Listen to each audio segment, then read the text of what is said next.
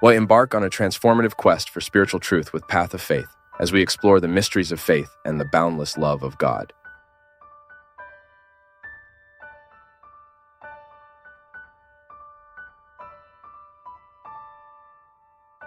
The choices we make, the way we choose to educate our children, the choice we make in how we govern our home, all of this is determinant for our future satisfaction or dissatisfaction.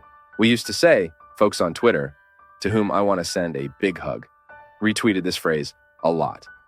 God always forgives, man sometimes, nature never. And that's how it is. Life, what we have chosen, will one day demand from us. When we need to shed those deep tears, the only way is to try to figure out what we can fix today. The big problem is that we often find out there's not much left to do. There's one thing in raising children, my people, that's called character. That's determinate. What is character?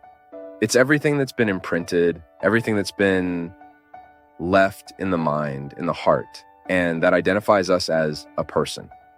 When we say, wow, this person has character, that means they don't need to be watched over. They have a good foundation. When a storm comes and starts tearing off everything, only what has a good foundation remains on the ground. Life is the same. Sometimes storms blow over us and we feel our structures slipping. The greater, the more rooted a person's character is in good values, in well-built realities, the greater their ability to resist and stay standing will be. What's the big problem of today's world? The fragility of people. It's astounding, folks. It's terrible how we identify this all the time.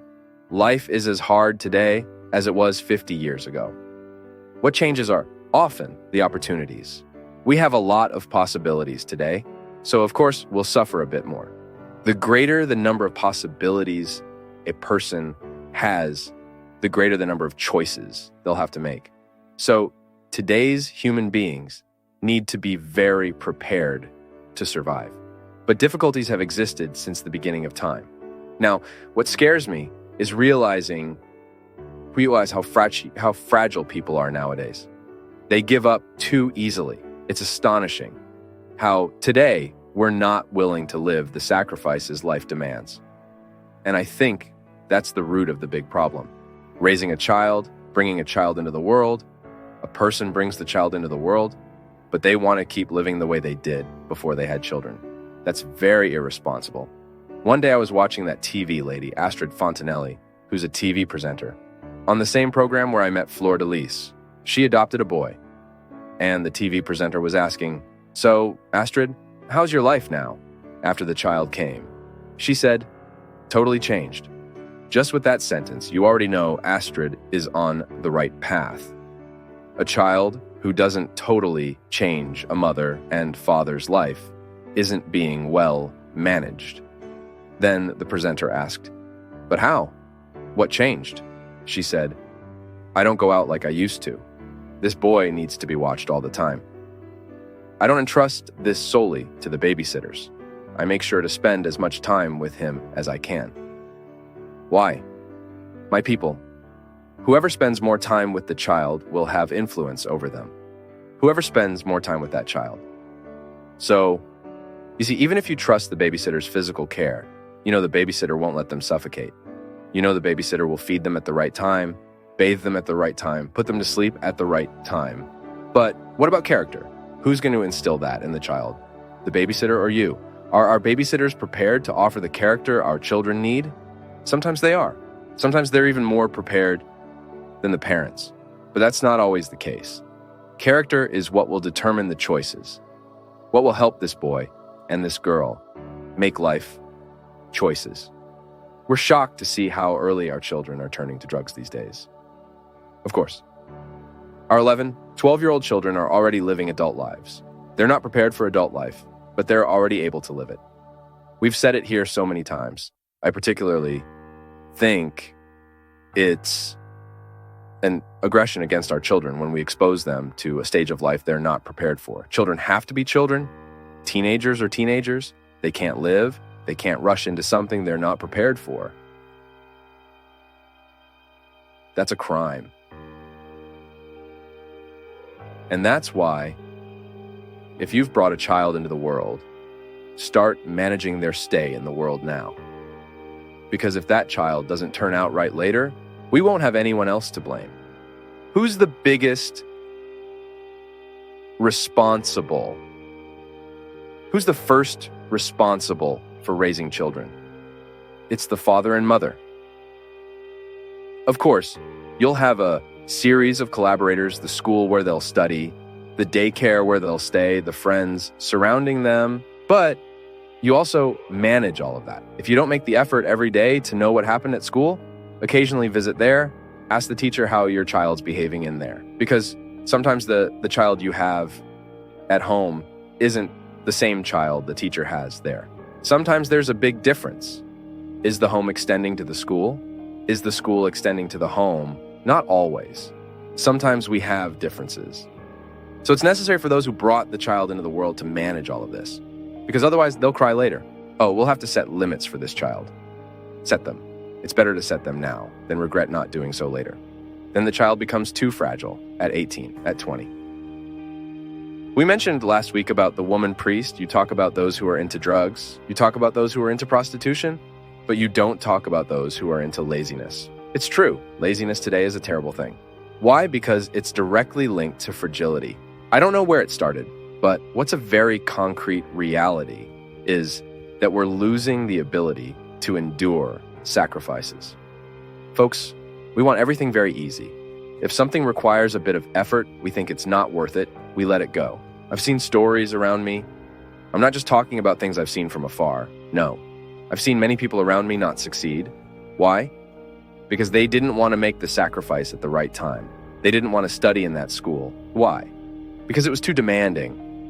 Oh, go to the other one, that's okay. That won't be so much trouble. Is that honest?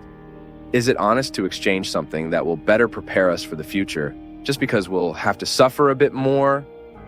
It's not possible.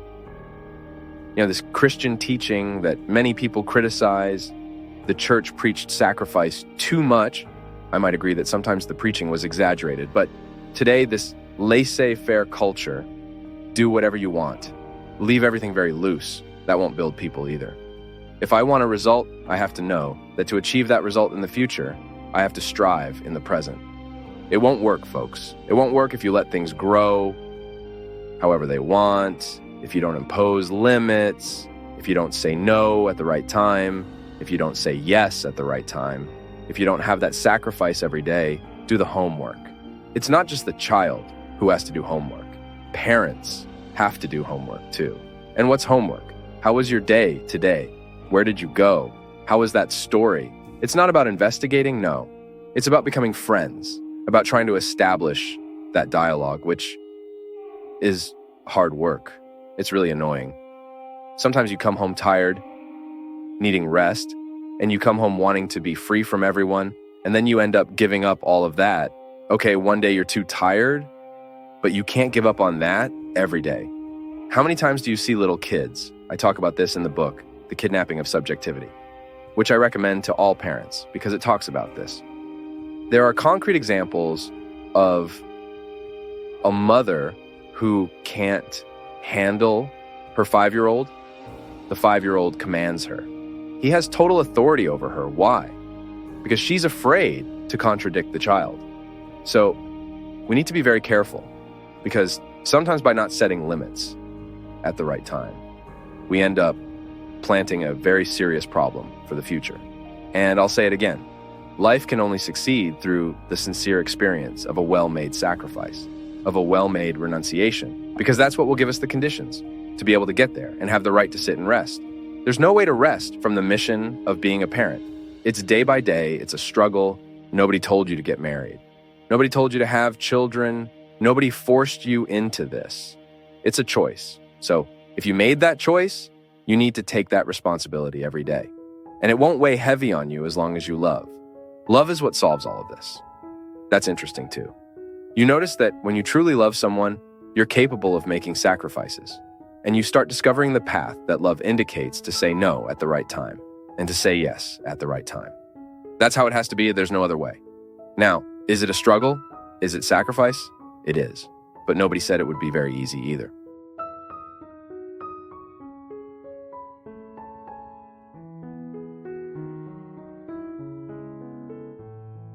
As we bid farewell on Path of Faith, we extend our heartfelt gratitude for your presence.